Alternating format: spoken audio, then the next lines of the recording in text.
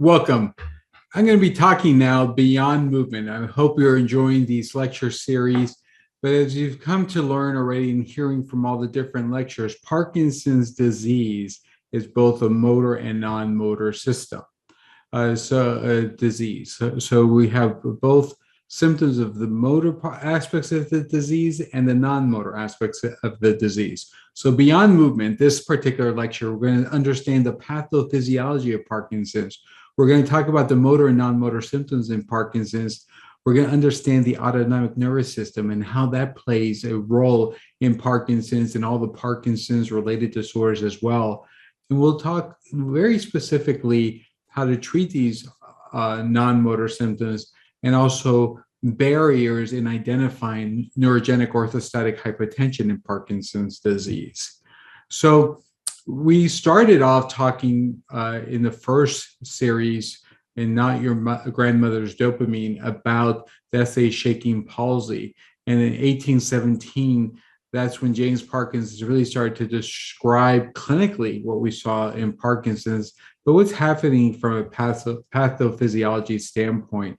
And again, the cardinal features, and I think one of the challenges of Parkinson's is that we still define it to this day based on the motor symptoms. So Parkinson's disease and Parkinsonism probably has been present for 10 years plus sometimes by the time we make the motor symptoms definition or we clinically see the motor symptom signs of Parkinson's. So slowness of movement or bradykinesia, tremor at rest, 70% of people, rigidity, and as the disease progresses, we could see postural instability. These are the cardinal features. What we see clinically is we see a decreased arm swing, we see like a lack of expression of the face, a low toned voice. We can see the hypophonia, the hypomimia, for example, and also small cramped handwriting or micrographia is something that we can also see clinically. Here, you can see this is classic in on board exam in medical school classes, or when you see a lecture about Parkinson's disease, you can see here in a slice of the midbrain, you can see the loss of the pigmentation of the substantia nigra. When you take a closer look under a microscope, you see a loss of these tyrosine hydroxylase staining cell or a loss of these dopamine producing neurons. And when you take a higher magnification, what you see is the Lewy body. Lewy body is a sign of an increase of misfolded alpha-synuclein. And this is what you classically can see here in this particular slide, all the way on the right, the classic Lewy body. When I was back in medical school, early parts of understanding Parkinson's, that was the hallmark, the Lewy body and the substantia nigra. But in what we've learned over time, that's just the tip of the iceberg. We see this alpha-synuclein misfolded protein aggregation pretty much throughout the whole entire central nervous system, and even in the peripheral nervous system. And now we have a test that we can do a skin biopsy to identify the misfolded alpha-synuclein. So the tip of the iceberg, that when we're just looking at Parkinson's affecting the substantia nigra, there's more to that occurring. And we see alpha-synuclein affecting the peripheral autonomic nervous system. So we see a denervation of the heart. We see problems in the intestinal tract, the gastroparesis, the constipation. We see bladder dysfunction, the classic neurogenic bladder, the increased urgency and frequency that we see in these patients. So it really is a whole entire Parkinson's complex, and every patient is different, what they're going to complain about, what motor symptoms, non-motor symptoms are going to have. So really what we do, we have learned that these non-motor symptoms like sleep disorders, like REM behavioral sleep disorder or sleep fragmentation, obstructive sleep apnea, these sleep dysfunctions, difficulty with identifying smells, mood disorders like anxiety and depression, or autonomic system problems like constipation can be present well before we see those dopaminergic neuronal loss in Parkinson's disease and start to see the motor symptoms. And the other thing that's important, that these non-motor symptoms, as well as the motor symptoms, continue to progress throughout the disease. And sometimes these non-motor symptoms are much worse than the motor symptoms ever were. So it's important to understand the motor aspects of the disease, but also non-motor aspects, because the non-motor aspects can be quite disabling for our patients and also their caregivers as well. So we definitely have a pre-symptomatic phase, and then the early non-motor phase, and then we have the non-motor and motor phase of Parkinson's disease. And we're trying to find better ways to define it. But really, Parkinson's is a whole entire complex. It's different. There's more than one idiopathic Parkinson's, or more than one type of Parkinson's disease.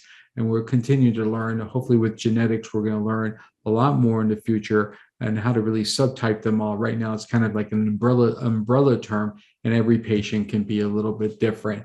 So the classic premotor symptoms that we always hear about are things like the lack of identifying smells, or the hyposmia, or the olfactory dysfunction, the constipation, depression, the RBD, the REM behavioral disorder, acting out in your dreams.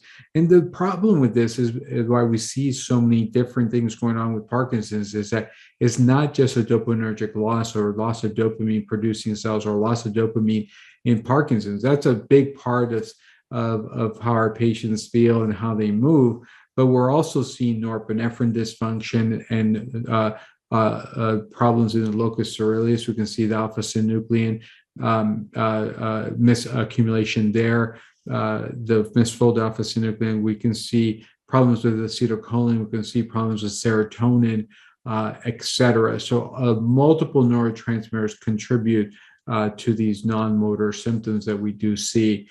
I think it's important to understand the Braak hypothesis. It kind of shed a little bit of light of what's happening to Parkinson's patients, that, this disease may start in the most caudal part of the brainstem, really where the dorsal medial vagus nerve is. And then it moves up more rostrally to where the raphe nucleus, where serotonin and locus coeruleus are. And it wasn't really till part 3 of the disorder, according to the Braak hypothesis, that we start to see these motor symptoms. And that's when it started to affect the midbrain, where you start to see 50% neuronal loss of substantia nigra, and about an 80% loss of striatal dopamine is lost. And that's when we start to see the motor manifestations of the disease. And then the misfolded alpha-synuclein Lewy bodies continue to propagate more rostrally to start to affect the frontal lobes, the cortical lobes, the occipital lobes, etc. So it is a propagation, a slow propagation, and how fast that propagates is different from person to person.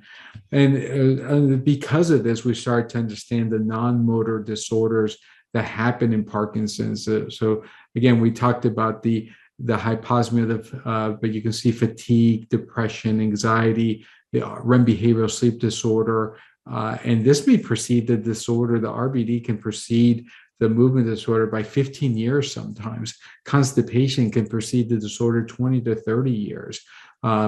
Late symptoms that we can see as the disease progresses, you can see more psychiatric disturbances, more autonomic disturbances, things like postural lightheadedness, drooling, urinary urgency and frequency, nocturial sexual dysfunction, cognitive impairment, dementia, psychosis, etc. So all of these things can definitely be seen in our patients with Parkinson's.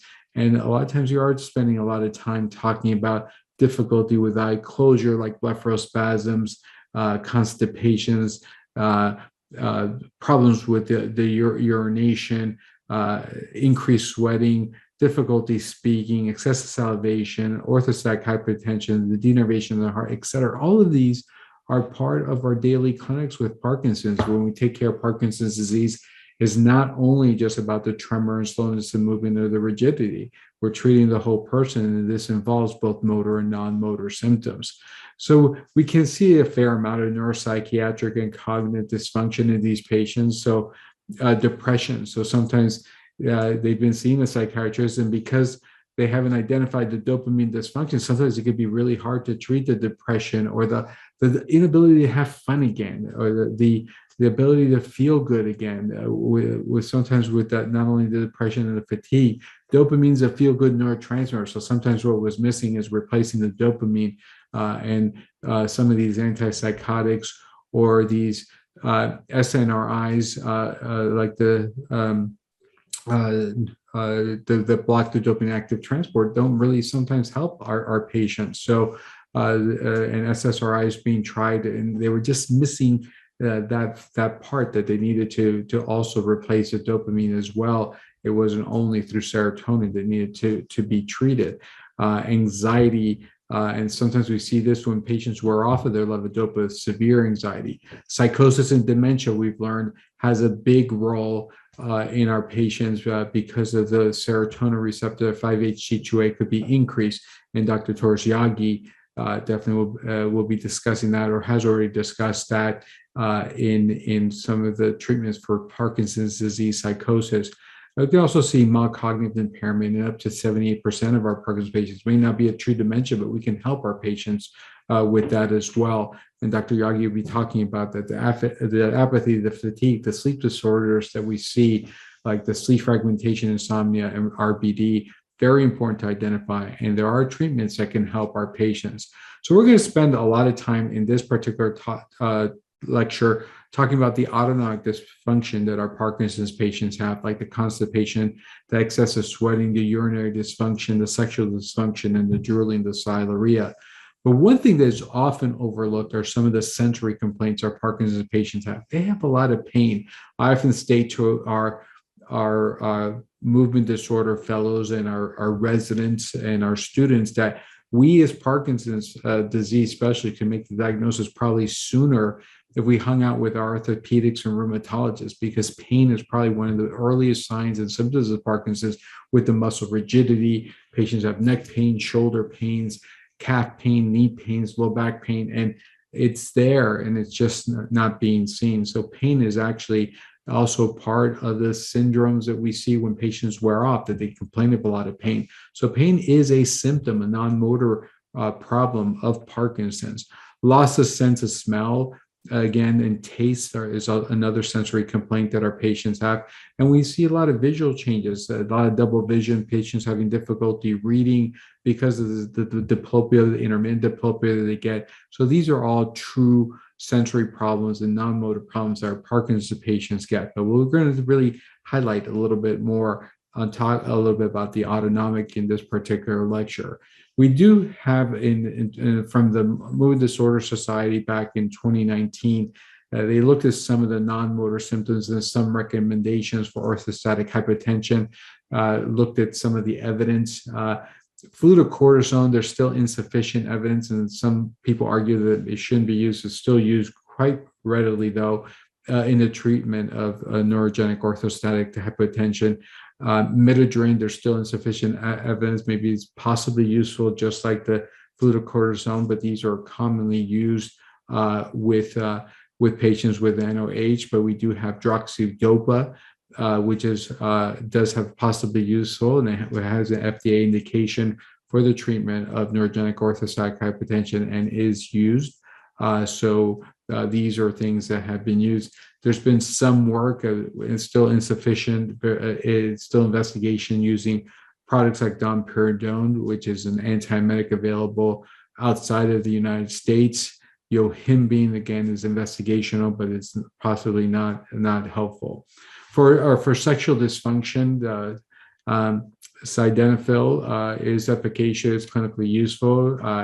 There are some accessible risks. Again, it could worsen somebody who has orthostatic hypotension and lower their blood pressure, so we have to be careful. Combining it with levodopa can sometimes have its issues as well, but this is something that is used a lot for the erectile dysfunction that can be seen with Parkinson's disease. Constipation is a huge problem with Parkinson's, and there's a lot of possibly useful medications out there. Sometimes we're seeing a lot of probiotics and prebiotic fibers, a lot of different types of treatments, a lot of over-the-counter. In fact, if you go to the Parkinson's Foundations, there's an 8-page form describing all the over-the-counter remedies that are available for constipation. And I'll talk a little bit more about that a little bit later, about some investigational treatments that are being looked at. But again, this could be a huge problem for our Parkinson's patients. And it can also affect the bioavailability of a drug like levodopa. And sometimes a patient doesn't need more levodopa. They just got to treat their constipation to get the levodopa being able to be able to start working again. We do have problems with a lot of nausea and vomiting with our patients. So domperidone could be something that could be beneficial. So these are things that we do have a lot of problems. We have to be careful with a lot of the antiemetics with Parkinson's disease because some of the medicines have drug-drug interactions and can be unsafe, especially if they are using a drug like apomorphine. There are some that are contraindicated with the use of them. So this could be a challenging symptom if their patients are having a lot of nausea, vomiting. Sometimes we could give more carbidopa, and sometimes that helps us as well. I'll talk a lot at the end, a lot about drooling, and we have significantly efficacious evidence for botulinum toxin B and botulinum toxin A. I'll go specifically over those clinical trials. There's still insufficient type of evidence for ipratropium bromide spray for the drooling. Sometimes that we do use it for patients who have a lot of rhinorrhea, though. Glycopyrrolate does not have the FDA indication. There's a lot of anticholinergic effects with it.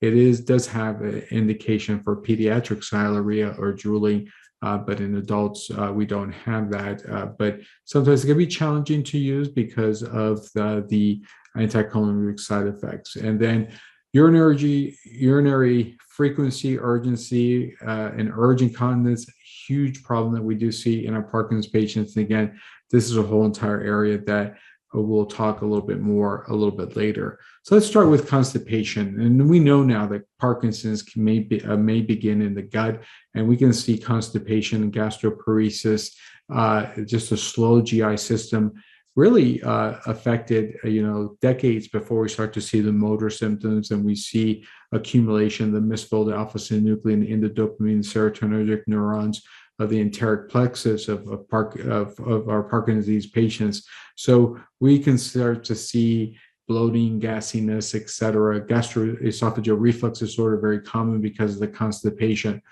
Water, fiber, and just about a cocktail of over-the-counter drugs are often used for this constipation for our Parkinson's disease patients. We have a prune juice cocktail, put a little prune juice together, 2 tablespoons of applesauce, 2 tablespoons of bran fiber syrup, so about 4 to 6 ounces of prune juice, 4 ounces of applesauce, and 2 tablespoons of the bran fiber syrup. Make a little slurry, taking 2 tablespoons twice a day. Sometimes that could be helpful for our Parkinson's disease patients.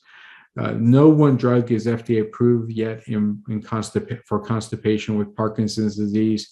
Again, these symptoms can be very, very debilitating for our patients, and we see our patients using over-the-counter remedies like Miralax, milk and magnesium, cholates, pericolates, fleet enemas, etc. Usually a cocktail kind of approach together with that prune juice cocktail, etc. There is an exciting study right now with a bile salt of a dogfish shark. It's called interin. In clinical trials right now, there's a study called the CARMET study, with this bile salt of the dogfish shark has shown to remove the misfolded alpha-synuclein and try to restore the gastrointestinal motility. There's some other exciting potential benefits in psychosis and sleep and cognition that are being looked into it as well, just by improving the GI motility of these Parkinson's patients. More to come with this. This is still in clinical trials. So excessive sweating or hyperhidrosis is another symptom, that a non-motor symptom that our Parkinson's patients will have, and they can experience heat and cold intolerances throughout the day. Sometimes with wearing off episodes, as the medicines stop to work, we can see this excessive sweating with our Parkinson's. We can see these night sweats that can often be seen, that our patients have to change their pajamas at night, or sometimes the bed sheets, they sweat so much. And this can be very variable from patient to patient. Again, this could be another sign of ANS dysfunction. And it may or may not respond to routine Parkinson's medications. If it's associated with off episodes, decreasing those off episodes can help treat the excessive sweating that a lot of our Parkinson's patients have. Again, knowing this non-motor symptom that is usually associated with a wearing off episode can help you treat the hyperhidrosis and the wearing off episode of our Parkinson's patients. Another thing that we do see with these wearing off episodes is some of the urinary dysfunction, whether increased urgency or frequency. In Parkinson's disease, we can see up to 70% of our Parkinson's patients have voiding difficulties. Again, the most common symptoms are increased frequency of urination, nocturia at night, a lot of frequent urination at night, urgency, urge incontinence. So just as they get the urge to go, they don't get the signal as early, and just as they get that, they got to go right then and there. So a lot of our patients have accidents on the way to the bathroom just as they get to the bathroom. And some of these bladder symptoms, especially the urgency, the nocturia, the urge incontinence, or the frequency, can correlate with dopamine deficiency. So very common to see this in a wearing off episode. So one of the things that is seen is that there's an overactivity of the detrusor muscle of the bladder. And sometimes if you can increase the overall levodopa or make it more sustained, you can actually see some of that reduction of that overactivity of the detrusor muscle and treat some of the nocturia or frequency and urgency that we see in these Parkinson's. In fact, sometimes it's our patient's last medicine was at 8 or 9 p.m. and it's at 2 a.m. and they're up all night going to the bathroom. So the just giving an extra dose of levodopa sometimes at that time can help with this just detrusor muscle overactivity. And again, this could be a sign of wearing off. So this is another type of symptom that can be associated with an off episode. So identifying that can help you treat these off episodes and also help our patients with urinary dysfunction. So definitely, if that doesn't help our patients when we enhance the overall levodopa or increase the frequency of administration of levodopa or use a more extended release levodopa, which often can help significantly, a referral to a urologist or physical therapist can be very helpful, because there are a lot of physical therapies for urge incontinence that could be very helpful for our Parkinson's patients. And it doesn't only involve exercises, but also involves how to manage these symptoms and do some bladder training. Sometimes anticholinergics can be helpful. And if the bladder training anticholinergics haven't been helpful, we got to be careful with the anticholinergics, because these anticholinergics can cause confusion, delirium, and hallucinations. Sometimes we use some of the secondary or tertiary treatments for the neurogenic bladder, but they're not always helpful. So if these things aren't helpful, or a patient is kind of contraindicated because they already have Parkinson's, psychosis, or dementia, botulinum toxins or another surgical intervention could be a better treatment for them. And botulinum toxins are now indicated in patients with the neurogenic bladder and can be used to treat this overactivity in the detrusor muscle. And now we also have bladder stimulators that have been FDA cleared for the neurogenic bladders. So there are treatment availability, and not every urologist knows how to treat these Parkinson's patients. So having a urologist that has a good understanding of the neurogenic bladder is key to being able to treat the urinary dysfunction of Parkinson's disease patients. So the next non-motor symptom we're going to talk a little bit about is, and it can be quite challenging, is a neurogenic orthostatic hypotension. We know that the peripheral nervous system can also be affected in Parkinson's. Is more common also in Lewy body disease and multisystem atrophy, but up to 30% of patients with Parkinson's can also suffer from orthostatic hypotension, and they have this lightheadedness, fatigue, low energy. They just feel if they're standing up, they just have to go down and sit down. They can have this coat hanger pain in the back of the head and shoulders. They sometimes get a headache. If the orthostasis is severe enough, we clearly see syncope and fainting episodes. And sometimes because the patients are feeling low energy or fatigue or the need to sit down, sometimes it could be mistaken for a wearing off episode. And if you give more levodopa, that could actually worsen the neurogenic orthostatic hypotension. So diagnosing the neurogenic hypotension can be quite challenging. And again, this is defined by a drop in systolic blood pressure by greater than 20% within 3 minutes of standing, or a drop in the diastolic blood pressure by 10 millimeters of mercury or more after 3 minutes of standing. And usually it's from a lying to standing position, but you can see it sometimes in the clinic with severe NOH from a sitting to standing, sitting to standing position. And what happens here is when you stand up, you have about a liter of fluid that goes into the legs. And when you stand up, the blood pressure drops down. The baroreceptor should identify this. And there should be a release of norepinephrine upon standing so that vasoconstriction and an increase in heart rate occurs. But again, in Parkinson's disease, about 1 in 5, or really up to about 30% of patients can have this.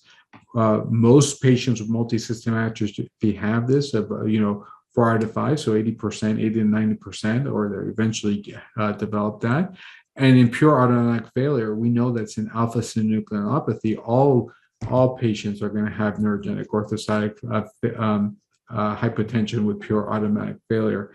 And again, this is what you can normally see with somebody with a supine blood pressure. You can see that they have normal cerebral autoregulation, and the heart rate, you can see lying is 71, standing is 73, sitting is 73. So not much of a change at all, but the significant lowering of the blood pressure can lead to a significant reduction in the cerebral autoregulation. And for some people, they're going to have those signs and symptoms. Here, this is a tilt table test of one of my patients with Parkinson's who has neurogenic orthostatic hypotension. One of the things that you see right away on the EKG is there's a reduction in RR prime interval variability. And in this particular, this is using an IntelliWave test. This particular Parkinson's disease patient is living in a parasympathetic state. And in fact, the parasympathetic state increases when the patient goes from a supine to an upright position. So sympathetic state never kicks in. And you can see the heart rate during the transition period from lying to standing is only going up by about 3 beats per minute, 79 to 82 beats there. However, when the patient is supine, she has a supine hypertension of 152/88. And you can see as soon as she goes upright, she drops significantly. And after 3 minutes of standing, her blood pressure drops down to 88/58. She's symptomatic, lightheaded, feeling dizzy, and she's had some presyncopal episodes. And again, it's very sensitive to the levodopa. So being able to tolerate the levodopa, to be able to treat a Parkinson's, we will have to treat her neurogenic orthostatic hypotension first. And for this particular individual, in order to tolerate the levodopa, I had to make sure she was optimized on droxidopa first, and then she was able to tolerate a drug like levodopa. So, and interestingly, in the clinics, we would just get complaints about that levodopa wasn't helpful for her, the treatment of her motor symptoms. She always felt worse with it.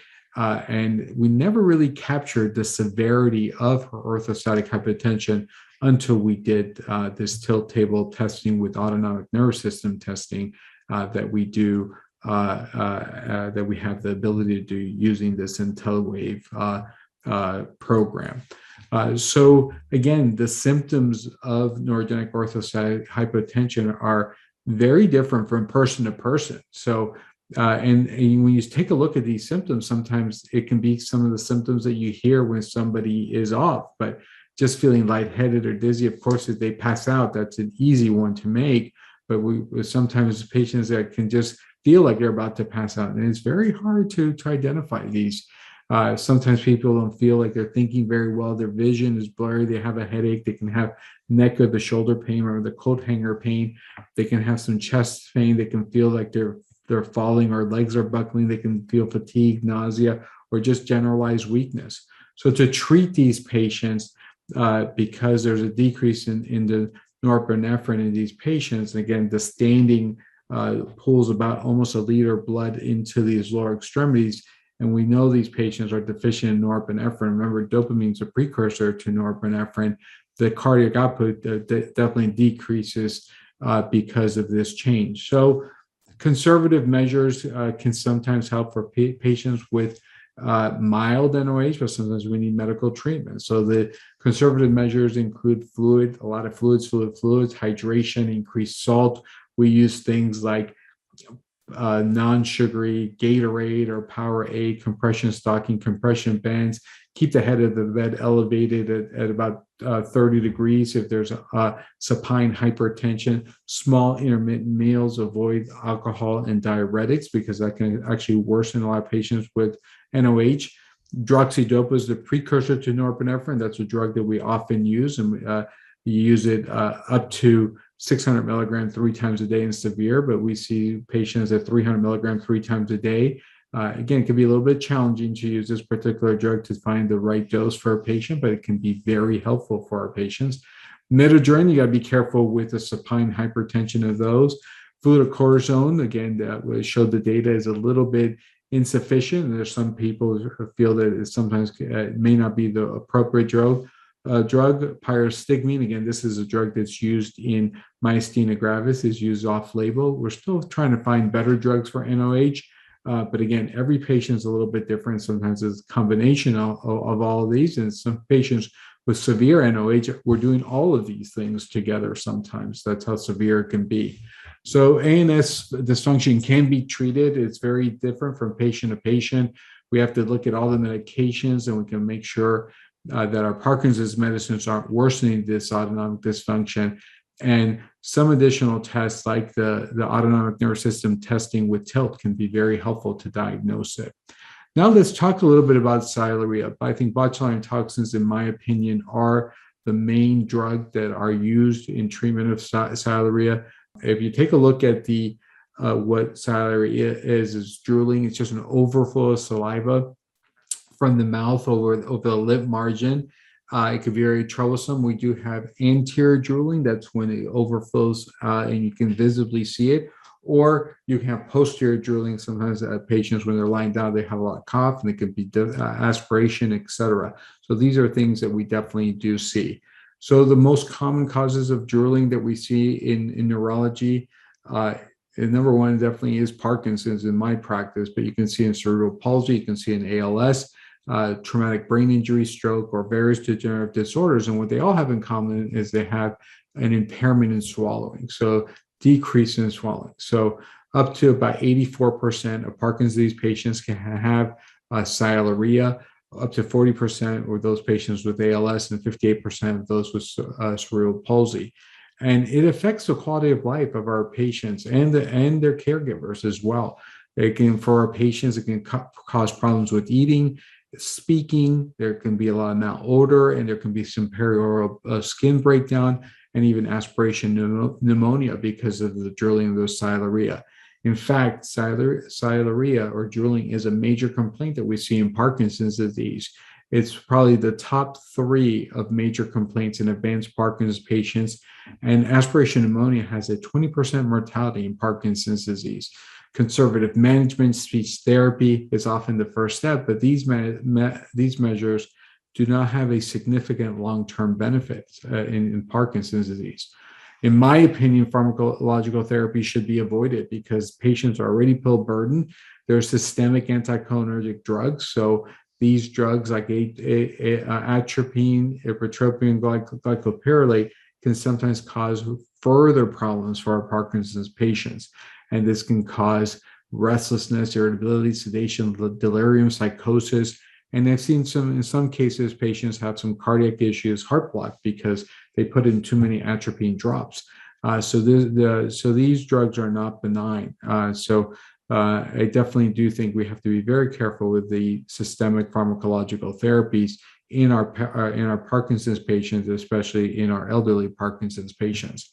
So we do have Class A evidence in for the treatment of Sialorrhea for botulinum toxin A and B, and in my opinion, have fewer side effects than the oral therapies.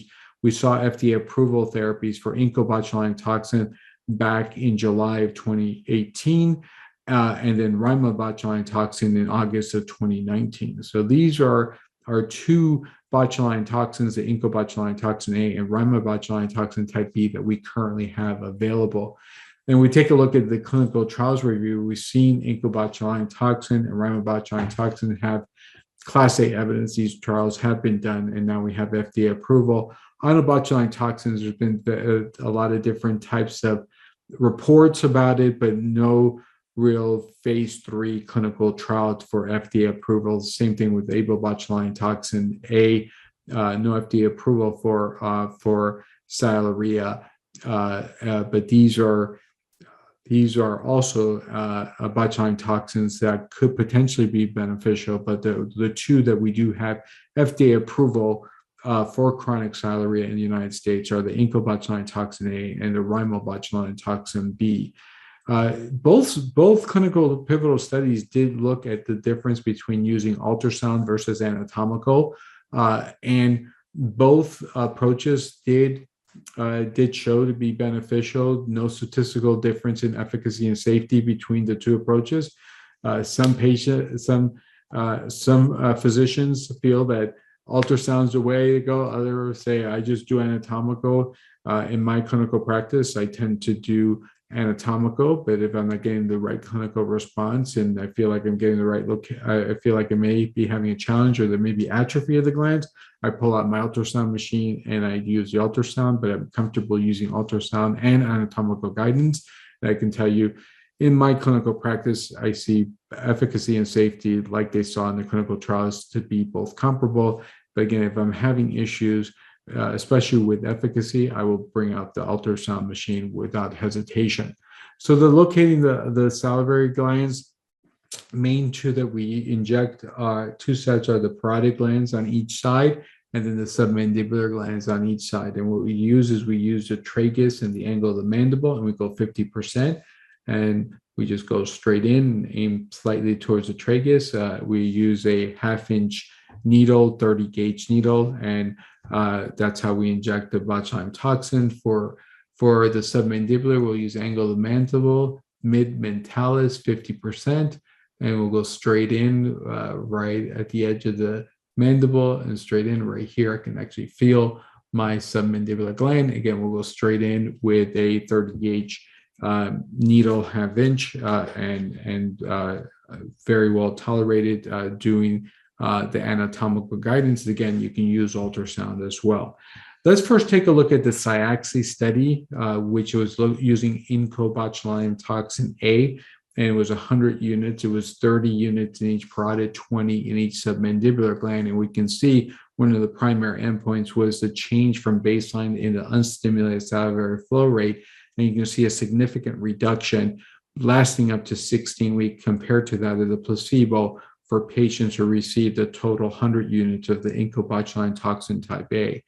Whereas looking at the patient global impression of change score was also statistically significant at week 4 compared to that of placebo, and still some minimal improvement lasting up to 16 weeks for the patients receiving 100 units of incobotulinum toxin type A compared to that of placebo. And this is the pivotal trial that led to the FDA approval back in 2018. The adverse reactions that were seen, the higher incidence for incobotulinum toxin compared to placebo were tooth extraction, dry mouth, diarrhea, hypertension, and falls, bronchitis, dysphonia, back pain, and dry eye compared to that of placebo, as you can see here. For a study, next study for the botulinum toxin type B, riboflavin toxins were given 2,500 units, or the riboflavin toxin would be 3,500 units. Again, looking at the unstimulated salivary flow rate were statistically significant for both the 2500 and the 3500 compared to that of placebo at week 4. Again, for the 2500, what was done was 1,000 and 1,000 units. So the total volume was 0.2 cc's at each of the parotid glands and 250 units in each of the submandibular glands for a total of 25,100. So 250, 250, and 1,000, 1,000. So a total of 2,500 units. That was done for the 2,500 group. Again, compared to that of the placebo, you can see the statistical significance. When you look at the clinical global impression of change score at week 4 were better for that of the treated groups with the 2,500 or the 3,500 compared to that of the placebo. And we were statistically significant at week 4. And when you can take a look over 13 weeks, you can see for the 3,500, definitely a little bit more efficacious. So you do see a dose efficacy effect compared to 2,500 compared to that placebo. I usually start at 2,500 units, but I will go up to 3,500 units or higher if necessary, as necessary really for effect, depending on clinical response of my patient. Again, the riboflavin toxin B is FDA approved for the treatment of sialorrhea in adults with chronic sialorrhea. And the adverse reactions were dry mouth, dental caries, and dysphagia, slightly higher for those receiving the riboflavin toxin at 2,500 or 3,500 compared to that of placebo. And again, you see at 1,500, there was a study done at 1,500, but definitely you see more efficacy at 2,500 and 3,500 units those was approved by the FDA. So in conclusion, for patients with drooling, in my clinical experience and what we tend to do in clinical practice is that botulinum toxins are the first line therapy in Parkinson's disease, and the efficacy and safety profile are favorable. And that's what we tend to do for our Parkinson's disease patients. And again, this is a prominent problem in Parkinson's disease, affecting up to 80% of our Parkinson's patients.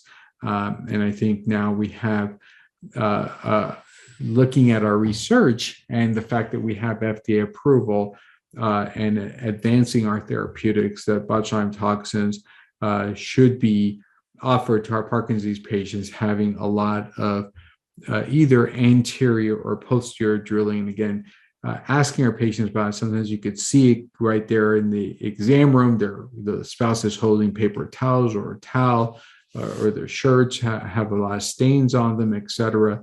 A lot of our patients complain that they're having problems with at night, they're in a pool of saliva, very uncomfortable. So definitely something to bring up and be able to offer our Parkinson's patients. Hopefully when we have these meetings live, we'll have an injection seminar and we'll teach you how to inject this in our Advanced Therapeutics in Movement and Related Disorders Congress. So I hope you really enjoyed this lecture. Hope that you see that Parkinson's is much more than a motor disorder, and there are non-motor treatments available for our Parkinson's disease patients.